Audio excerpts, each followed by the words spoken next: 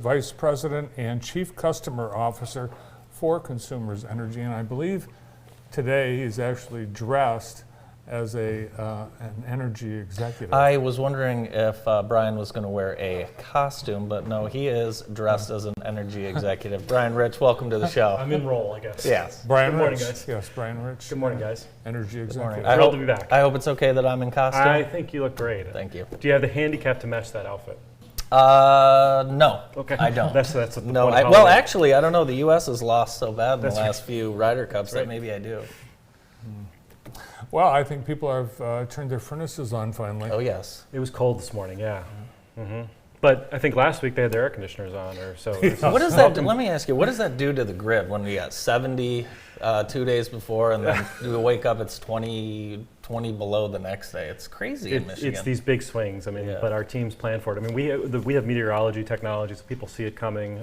But God, it's just it's Michigan in October. Yeah. Yeah, also Michigan is severe weather, and we've had ice storms, we've had straight line winds, we've had tornadoes, we've had you name it. Mm-hmm. And you guys want to make sure that people aren't going to be without power for a long time in the wake of these storms. Yeah, this has been a historic year. I mean, our customers have felt it. We've had two major events in February and August, but throughout the year we've had incredible things. And what we're seeing is, let's just take those two events. In February, the amount of ice that was gathering on the lines, when our system was built in the 50s and 60s, it was engineered for about a half an inch of ice. There's about a 1.5 inches of ice on the lines in that February storm. In the August storm, those tornadoes touched down over 100 miles per hour.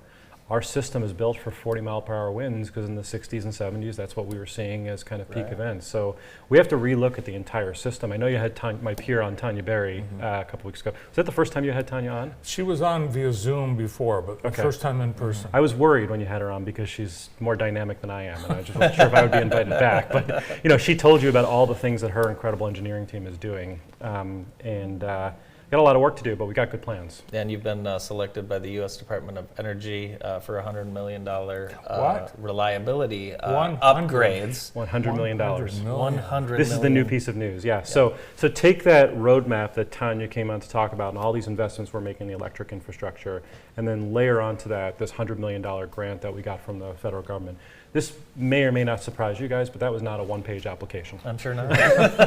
And I just am in awe of the work that our engineering team did, our federal government affairs team did, to be able to put this application together and put Michigan front and center. There were not a lot of companies that were awarded this type of award, and to get $100 million to accelerate that reliability roadmap and really make a difference for our customers is exciting. So this is the new news today. The numbers are amazing. You service 6.7 million of the state's 10 million people, and service in all 68 lower peninsula counties. I mean, you guys are Michigan. Your work is so big. Just talk about all the little different areas of the state. And you hit it, Andy. I mean, if you think about our system, it's so vast. I mean, it's basically we operate in every county in the Lower Peninsula, but we have really intense urban areas which present their own challenges and good opportunities to do undergrounding of our system, but also just higher density, higher growth, higher tree coverage. And then we have very rural areas where it's just these single lines that go down for miles and miles and miles and may serve 5 or 6 homes. And the types of investments that are required for one scenario are different than the other. And that's what our engineering team is looking at in this roadmap, is how do you leverage technologies like undergrounding our system, strengthening our infrastructure, more technology on the system, to be able to have the right solution for the right part of the system. And you guys have some goals and benchmarks that you want to hit as well. Yeah, we've really put this in terms of customer language. And I can tell you, I mean, as the Chief Customer Officer, when we have these major events, I watch the customer satisfaction in real time and customer sentiment. And we know customers can see these types of weather events and they kind of can get their head around the fact that power interruptions happen. But after 24 hours, that lack of patience understandably just goes out the door. So we really have 2 sets of goals here, which is to make sure that no event lasts more than 24 hours for our customers. And the other thing is that no event is greater than 100,000. Now those 2 things seem like distinctive goals, but they're actually very coordinated, because the less event customers we can have affected, the more we can direct our crews and get customers restored. But we've done customer panels and we've spoken to customers, and that is really what they're looking for, is communicate with us, and make these interruptions as short as possible. As And a I customer, think that sounds great to me. Yeah, and I think 24 hours is the point at which ice cream starts to That's- melt in a dead freezer. That's exactly right. Yes, we've heard, so ice cream is your thing. I've heard deer meat. I've heard all kinds of different things that people have stored in their freezer. And you're absolutely right, 100 at 24 hours, that's when you start wondering, can I keep this stuff? And also think about it, it's do I need to get a hotel? Do I need to go stay with family members? I just need to know that there will be closure to this, which today sometimes these things go on for multiple days. Now, Consumers is going to match these efforts as things get ramped up and once this grant is finalized, too. That's right. And the other thing about this, so we'll obviously match it. This layers really on top, right on top of that reliability roadmap that Tanya came to talk about. But the other thing about this grant is it's very focused on what are called environmental justice communities. And this is defined by the federal government. That's how the grant works, which allows us to go into certain communities that maybe historically haven't had the best reliability, more disadvantaged communities, and make those investments faster. So that's the other thing. The nice thing is we had this roadmap, and we really just see this as an accelerant because we were already making these investments as it is. So how do you spend the money? Is it, will you be burying any lines? Certainly be burying a lot of lines. That is definitely part of the solution. And I would tell you that if I was here 2 or 3 years ago, we would have said burying undergrounding lines is still too expensive. Yeah. But there has been a lot of technology advancements in undergrounding that make it much more compelling in certain situations. And we benchmark ourselves across the Midwest. We actually have the lowest amount of undergrounding on our system. So we've got opportunity to do more. But it doesn't mean it's the same solution for every Right. single customer. In other areas, technology where we do what's called looping our system, which might mean that there's a line going out to your house, Bart, and a line going out to your house, Andy. But if we can actually loop those systems, that if your line goes out, we can still serve Andy, I think is the other thing. It's like fusing in your house. Well, people have turned into experts once the power goes out, and they figure out why their neighbor's is on, why yours is not, and I do that. I drive my Yeah. line, I go to my substation. And then the other thing too is this is just the meat and potatoes of the system, but just modernizing the poles, modernizing the wires so that they're rated for greater weather elements is a huge part of the story. for sure. A lot of this stuff was built when we contemplated the worst weather events, and those worst weather events are being exceeded now. Yeah, I had a 45-year-old mast that came off my house during one of the storms. Yeah, if you do go look around at the house, there are probably things that need to be upgraded that you can take care of as well that will help during a storm.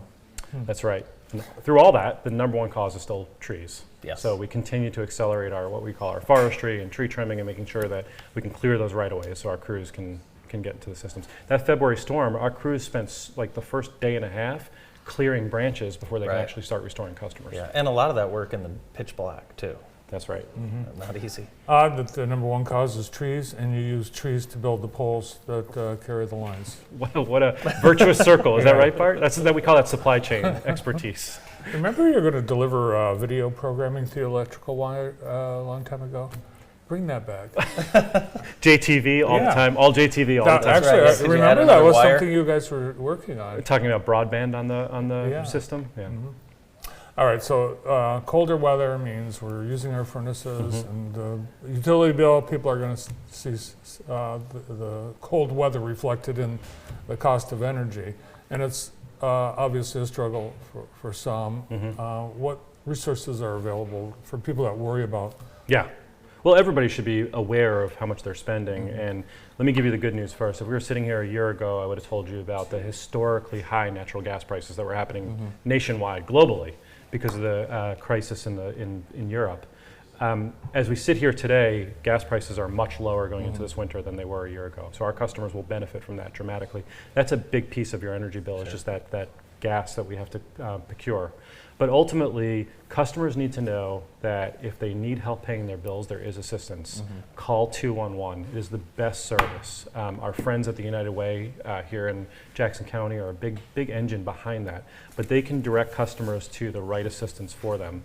The worst thing you can do is just kind of let it play out and let that bill get bigger and bigger. Help is available. I can tell you that over the last 12 months, that between federal assistance, state assistance, and Consumers Energy's generosity, there's been $100 million, another $100 million put into the system to help customers in need. So if they can call 211, they can get access to that help. That's great. Yeah, and people that might not have qualified for assistance in the past because of the changes in the programs, they may now. That's exactly right. Yeah, it used to be very strict at the federal poverty level. But we recognize that there's a lot more a band of customers that need help. So you're absolutely right, Bart. Don't convince yourself that there's not help for you and make the phone call between 211 or between us. The other thing I would say, and this studio is a great example, I mean, you've benefited from our energy efficiency programs. There's a lot of things Consumers Energy can do for you, no cost to you, that can lower your energy bill right out of the gate, whether it's helping you with rebates on new appliances or changing light bulbs. So look through our energy efficiency programs. The best thing we can do is lower your bill. Awesome. Well, thanks for coming in, and I know you and the company will be updating us and our viewers as this reliability roadmap gets rolled out. We're excited. Happy Halloween to both of you. Happy Halloween. Thank you. Thank you. Brian Ridge, Senior Vice President, Chief Customer Officer, is that right? That's right. At Consumers Energy. More of the Morning Show right after this.